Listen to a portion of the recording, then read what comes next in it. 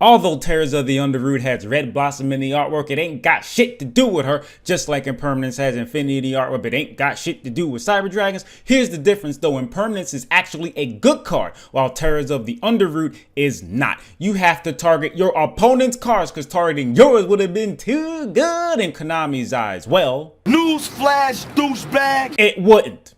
You can banish up to 5 cards your opponent's graveyard. That sure is a lot, but you also have to return that many banished cards to their graveyard, which may be something they banished to activate an effect or something, meaning they can banish it again. If you activate this trash, you have to target at least 1 card in the graveyard and at least 1 banished card. For example, let's say the card in the graveyard is Lich Rich and you activate this. When your opponent activates that graveyard effect, that's practical, right? But your opponent also has a banished Conquistador or Hoquero. Now, you prevented Lich Rich's effect from resolving properly, but you still have to worry about Conquistador or Hoquero setting an Elder Elixir, which will probably be Scarlet Sanguine, because you just banished Lich Rich. Maybe it was unfair to use Lich Rich. What about banishing a Phantom Knight in the graveyard while there's a banished Fogblade? A random Virtual World monster in the graveyard with a banished Virtual World Gate? Hell, even a banish until Noble Arms is needed again. Doesn't even matter what's in the fucking graveyard. Do you really want to give your opponent a chance to use these cards another time?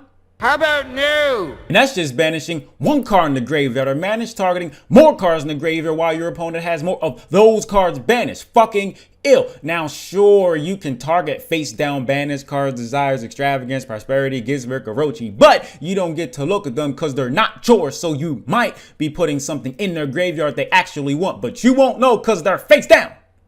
Ass first. This artwork going to waste isn't the main problem. The main problem is that this card fucking sucks. What is the actual point of it for people to look at it and say, the fuck? If you could target your own cards, there'd be a little difference. You could swap your graveyard and banish Thunder Dragons, triggering their effects if applicable, and resetting your own cards with effects that banish themselves in the graveyard. That's the least this should have done, and it still wouldn't be played because it's a trap and you have to target the same number of cards in both zones, but it doesn't even do that. Fucking terrible. That said, thanks for watching. Patreon, PayPal, Cashapp, Venmo, out of order, don't give a fuck is in the description, and so is my Discord server link. Now, what's the question? Do you have any respect for other Yu-Gi tubers? If I say no, that kind of sounds negative, but the way that I see it, I don't really care about them. I know that they're here. I know that some may plug me in their videos on occasion. Some even use my catchphrases that I guess I made popular, and I understand that. I have no issue with them. I have no animosity towards these motherfuckers, but I really don't care that they exist. I really just do my own shit and keep it moving. Sometimes I find myself going through your old videos seeking advice on cards that may have recently dropped in Duel Links. How do you feel knowing that players use your videos for guidance? I feel that you should go somewhere else for that shit. However, I understand that that is the case.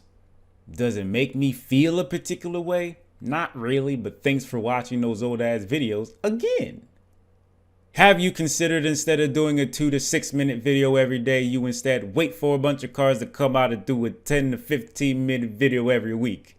I never actually thought of that, and now that you brought it up, I'm still not going to do that. But that is an interesting idea. I guess you want to know why I wouldn't do that. Because I'd rather get the money consistently as opposed to pretty much hedge all my revenue, not all my revenue, but most of the revenue on a 10-minute video. Who's to say that people don't even watch that fucking long? It doesn't matter that I didn't upload any videos the rest of the week. But I guess that's the difference between me being the creator and you being the viewer. Assuming that you're not a creator yourself. What else? If Konami wanted to hire you as a consultant for card making, but you'd have to give up YouTube, would you take the job but tell them to kick rocks? Well, that would depend. However, I'm fairly certain I would just tell Konami to kick rocks, because if you're telling me I can't keep my channel that I have spent 10 plus years building up and creating a fan base or whatever the fuck, and you're telling me I can't keep that shit, fuck you. Because there are more important things than money. And I'm not going to throw my channel away for some consulting job. Fuck them. I said that already, but I'm going to say it again. Fuck them. What do you think about the meta and casual divide in the game? That is an imaginary boundary you created. I don't think that exists. But I guess it just sounds better to say that it exists. That's all your perspective. If you didn't think as if there was a divide, there wouldn't be one. Have you thought about reviewing custom cards? No, and here's why. They're not real cards. And when the cards are real, I do videos on them, more or less. It's really as simple as that. Sorry, not sorry. Hashtag what's the question? Appreciate you. A lot.